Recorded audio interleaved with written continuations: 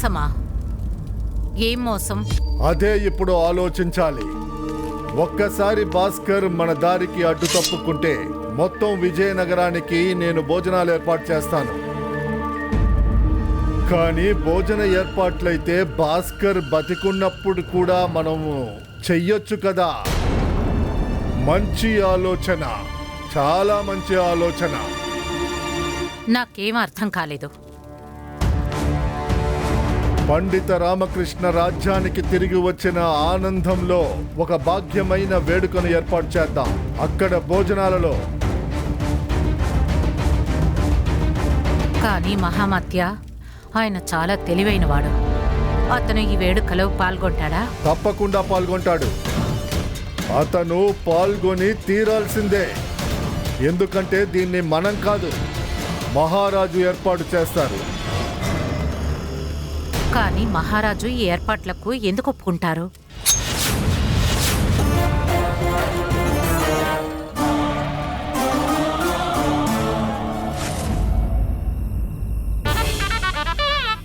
కన్నయ్య, ఇతను నా ముందుకు ఎందుకొచ్చాడు? నేను నాన్నగారికి మాట ఇచ్చాను, ఇతన్ని నేనెప్పటికీ కలవను, ఇతనితో ఏమీ మాట్లాడను అని.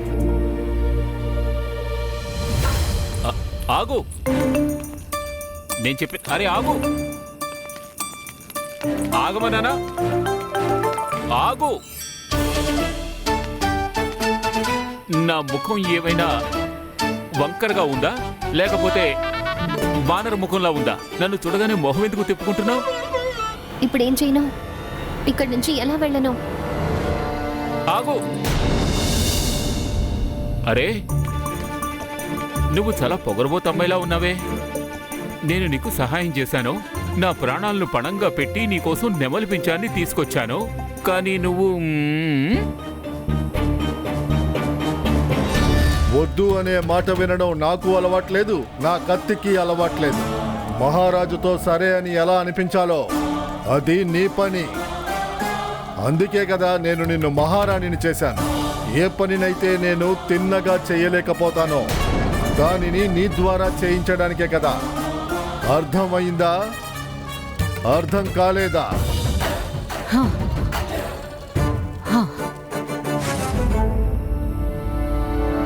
అరెరే, నువ్వు తప్పుగా అనుకున్నావా?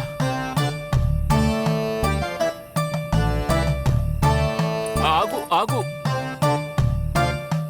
చూడు, అంతగా అసలు ఏం జరిగింది? నువ్వు నాతో ఎందుకు మాట్లాడడం లేదు? కనీసం నువ్వు నాకు ధన్యవాదాలైనా చెప్పొచ్చు కదా. నన్ను అసలు వదిలిపెట్టడమే లేదు. అరే ఆగు, నీకో విషయం చెప్పనా? అక్కడ మా ఇంట్లో శారద అమ్మ, తను నాతో మాట్లాడడం లేదు. మరోవైపేమో నువ్వు నా వైపు చూడాలనుకోవడం లేదు. నేను ఒక పని చేస్తాను, నేనే స్వయంగా నీ ముందుకు వస్తాను. అరే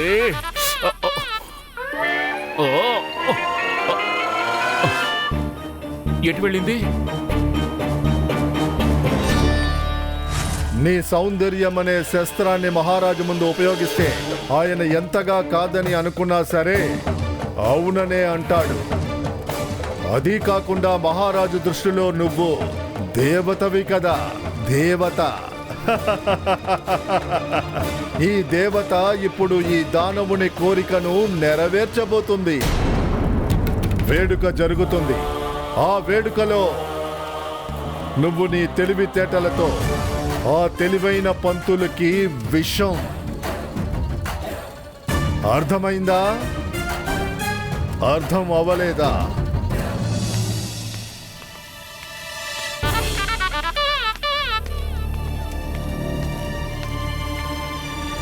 మహామాత్య, ఒకసారి నేను చెప్పేది అర్థం చేసుకుని. ఏమీ వినపడ్డం లేదు. నేను రాజ్య సురక్షణ కొత్త ఏర్పాట్ల గురించి ఆలోచించాలి.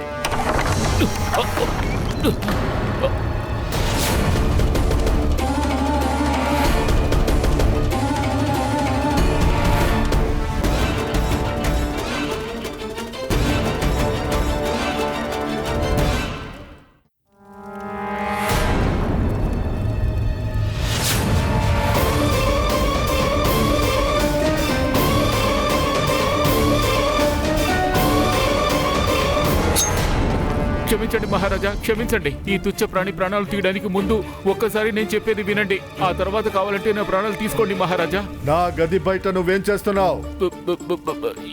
ఎదురు చూస్తున్నాను మహారాజా. ఎవరి కోసం? తమరు బయటికి వస్తారని. నేను లోపలికి వస్తే మీకు ఇబ్బంది ఏమోనని నేను లోపలికి రావాలనుకోలేదు మహారాజా. ఇప్పుడు నేను ఎందుకు బయట నిలబడి ఉన్నానో అడగండి మహారాజా. ఎందుకు వచ్చావు? అది మీ గాయం కోసం నేను ఒక ఔషధం తీసుకొచ్చాను మహారాజా. ఇందులో 5 ప్రత్యేక మూలికల మిశ్రమం ఉంది. దీంతో మీకు గాయం నయమైపోతుంది. నేనే రాస్తాను. ఇప్పుడు కాదు, అది నా ముందు. నేను తలుచుకుంటే ఇప్పుడే వీడిని అంతం చేయొచ్చు, కానీ తను నన్ను కలవడానికే వచ్చాడని ఇక్కడ అందరికీ తెలుసు. అటువంటప్పుడు తన హత్యకు సందేహం నా మీద కలుగుతుంది. నేను తమకు మంచి సేవకుణ్ణి మహారాజా. గుప్త వ్యాధి మీకొచ్చింది, కానీ రాత్రంతా నాకు నిద్ర పట్టలేదు. అందుకే ఎంతో గొప్ప వైద్యుల దగ్గర నుంచి మీకోసం నేను ఈ ఔషధం తీసుకొచ్చాను మహారాజా. నువ్వు నా గురించి ఇంతగా ఆలోచించడం చూసి నాకు ఆనందం కలిగింది. నీకు సూచన అయితే అందుంటుంది కదా? ఏం సూచన మహారాజా? అదేమిటంటే మీ నాన్నగారు విజయనగరానికి వచ్చారని. వారు అది సూచన ఏమిటి మహారాజా? వారిని నేను స్వయంగా కలిసే వస్తున్నాను. ఇందాకే కాసేపటి క్రితమే ఇంటికి వచ్చారు. ఆయన్ని మేము కలిసినందుకు ఎంతగానో సంతోషించాం.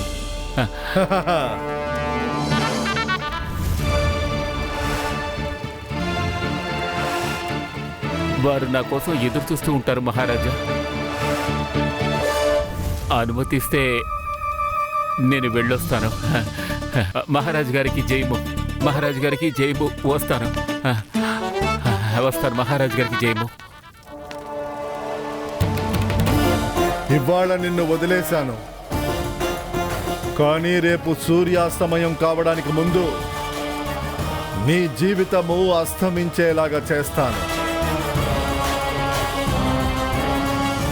పదనా గుర్రం టిక్ టిక్ టిక్, పదనా గుర్రం టిక్ టిక్ టిక్. ఓహో, అనవసరంగా నేను ఇరకాటంలో ఇరుక్కున్నాను. పదనా గుర్రం టిక్ టిక్ టిక్, పదనా గుర్రం టిక్ టిక్ టిక్. ఎందుకు ఇలా అల్లరి చేస్తున్నావు? చాలా ఆపు నీ అల్లరి, బయటికి వెళ్ళి ఆడుకో. రాణి అమ్మ, మీరు నన్ను తిట్టారా?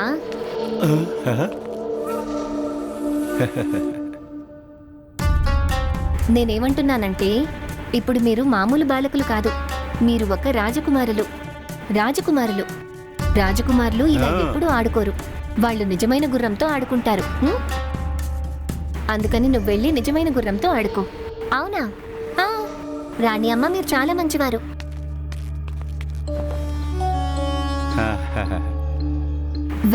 వెళ్ళి నిజమైన గుర్రంతో ఆడుకో. తనని తీసుకెళ్ళండి.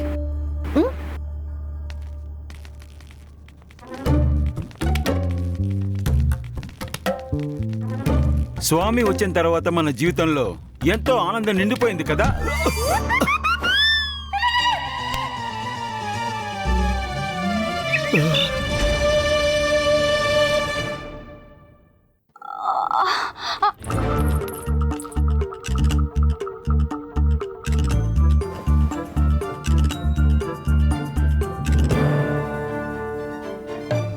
ఇవాళ మీరు చాలా అందంగా ఉన్నారు.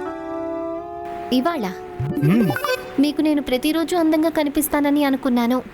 అరే మీరు, నేను అన్నదానికి అర్థం ఏంటి అంటే, మీరు ప్రతిరోజు కాదు, మీరు ప్రతి క్షణం అందంగా కనిపిస్తారు. మహారాజా, నా మనసులో ఒక ఆలోచన మెదిలింది. పండిత రామకృష్ణ 20 సంవత్సరాల తరువాత విజయనగరానికి తిరిగొచ్చారు. ప్రజలందరూ ఆనందంగా ఉన్నారు. నేనేమనుకున్నానంటే, వారు వచ్చిన సంతోషంలో మనం ఒక విందును ఏర్పాటు చేస్తే. విందా?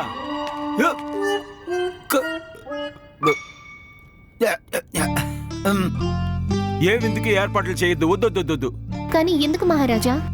మీరు పండిత రామకృష్ణను ఎంతో గౌరవిస్తారు కదా. నేను పండిత రామకృష్ణని ఎంతో గౌరవిస్తాను, కానీ నేను పండిత రామకృష్ణని పిలిచాను అంటే అతనితో కుటుంబం కూడా వస్తుంది. కుటుంబం అంటే భాస్కర్ కూడా. ఇప్పుడు మీరే స్వయంగా ఆలోచించండి. అక్కడ నా ముందు ఆసీనులు అయ్యి భాస్కర్ భోజనం చేస్తే ఒక్కసారి ఆలోచించండి. అవమానం కోసం భాస్కర్ని నేను నా దాసుని చేసుకున్నాను. విసరడం కోసం తను నాతో పాటు కూర్చుని భోజనం చేస్తాడా? లేదు. ఇది మీకు సవ్యం అనిపిస్తుందా? ఛీ భాస్కర్, ఛీ.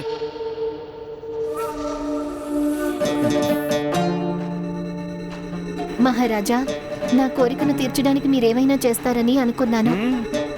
కానీ వదిలేయండి మహారాజా. నేను పుట్టింటికి వెళ్ళిపోదామని అనుకుంటున్నాను. దీపావళి తర్వాతే తిరిగి వస్తాను. కానీ మహారాణి, మీరు లేకుండా నేను ఎలా ఇక్కడ ఉండగలను? వద్దు.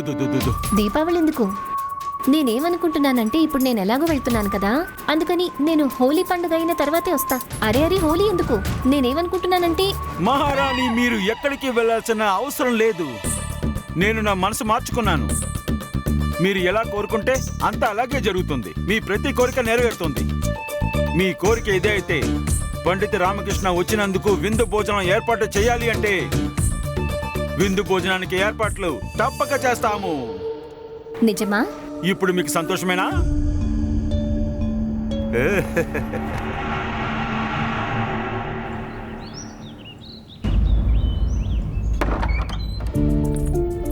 బహుమానంగా నేను ఇన్ని తీసుకొచ్చాను.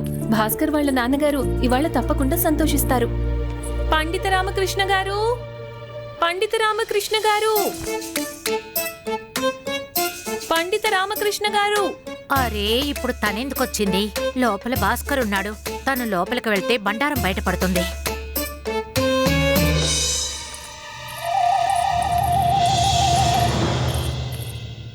శారదామ్మ, మీరా? మేడ మీద ఉన్నారా?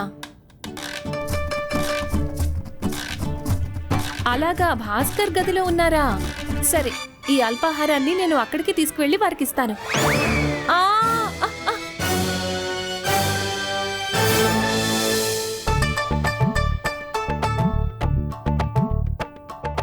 ఈ మాట ముందే చెప్పొచ్చు కదా, ఉదయాన్నే బయటికి వెళ్లారు అని. సరే సరే.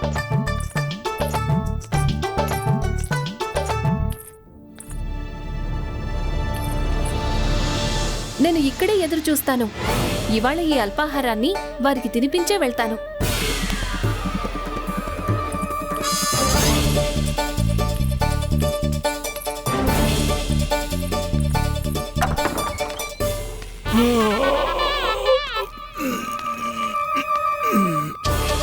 ఆహా, స్వచ్ఛమైన నీతితో తయారైన వంటకం.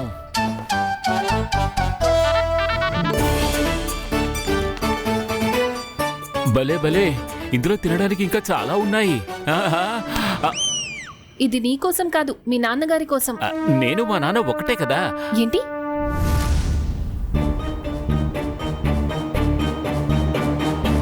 ఏంటి? నా ఉద్దేశం ఏమిటంటే తండ్రి తిన్నా కొడుకు తిన్నా ఒకటే అవుతుంది కదా, అదే. ఇవ్వు. నేను చెప్పాను కదా, ఇది నీకోసం కాదని. ఇది మీ నాన్నగారి కోసం తెచ్చాను, ఆయనే తినాలి. అదా విషయం.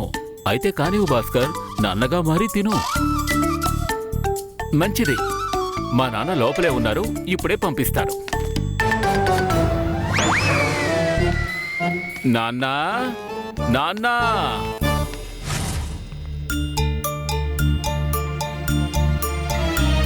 లోపలున్నారా?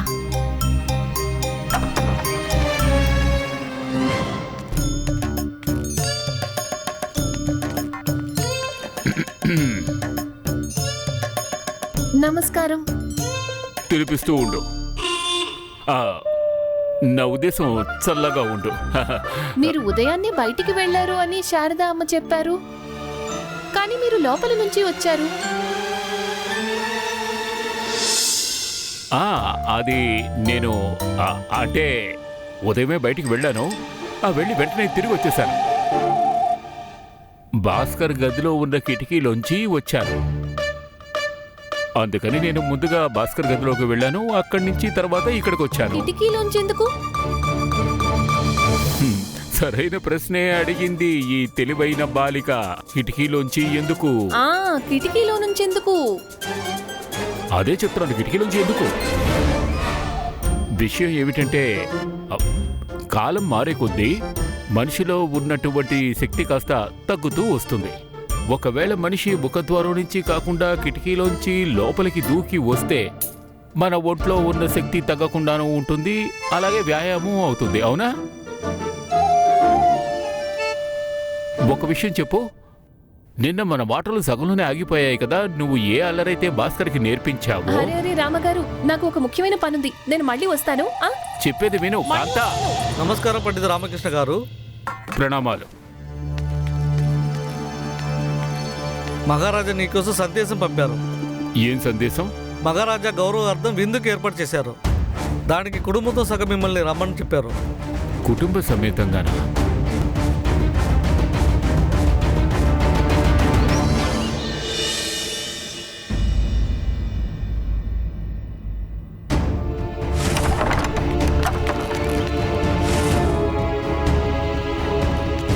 కైకాల గదిలో ఉన్న ఆ స్త్రీ ఎవరు?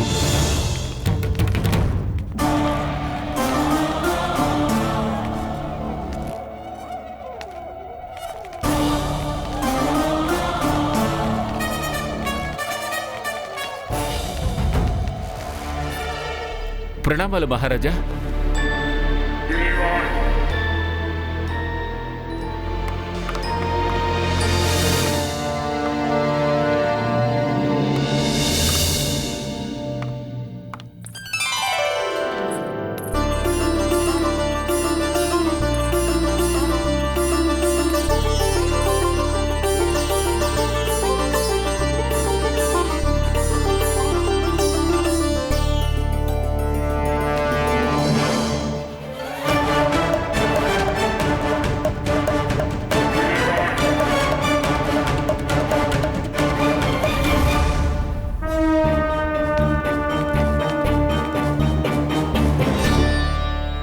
భాస్కర్ నాకు ఇక్కడ విసురుతున్నాడు.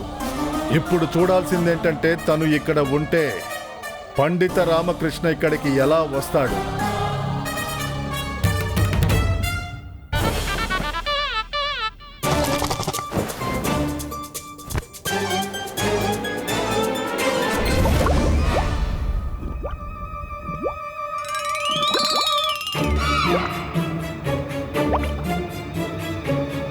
ఈ ధ్వని ఎక్కడి నుంచి వస్తోంది? కడుపులోంచి వస్తోంది మహారాజా. ఎవరి కడుపులోంచి? నా కడుపులోనే గుడగుడుగుడుమంటోంది మహారాజా. అంత విధ్వంసంగా ఏం తిన్నావని కడుపులోంచి భూకంపం వస్తుంది? రుచికరమైన భోజనం మహారాజా, మీ భవనంలోనే తిన్నాను.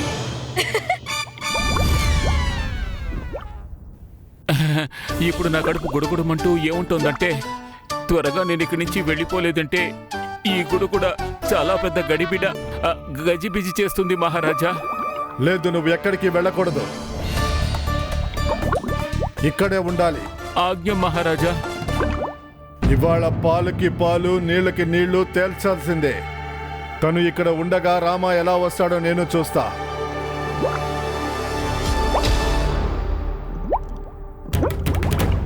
నాన్నగారు, నాకు ఈ ధ్వని నచ్చడం లేదు. ఈ ధ్వని వస్తూనే ఉంటే నేనిక్కడ కూర్చోలేను. దేవి అమృతపాలి సరిగ్గా చెప్పారు మహారాజా. ఈ సభలో నాలాంటి సేవకుడు కాదు, దేవి అమృతపాలి లాంటి వారు ఉండడమే సబబు. క్షమించండి, నేనిప్పుడు పరిగెత్తాలి, నేనిప్పుడు పరిగెత్తి తీరాలి.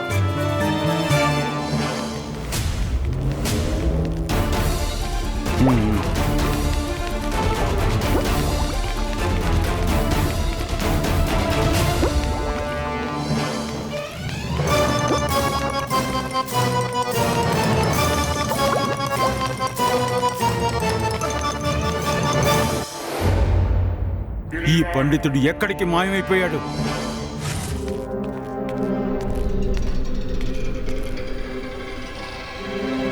మహామధ్య కళ్ళల్లో దుమ్ము కొట్టి పండితుడు పారిపోయాడు.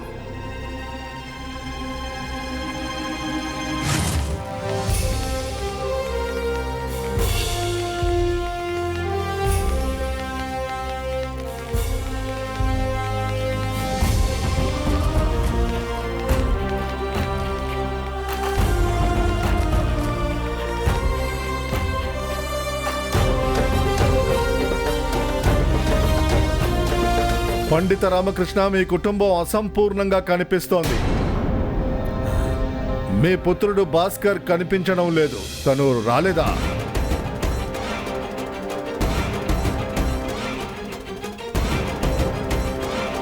ఏం చేయాలి? భాస్కర్ని ఇక్కడికి ఎలా తీసుకురావాలి?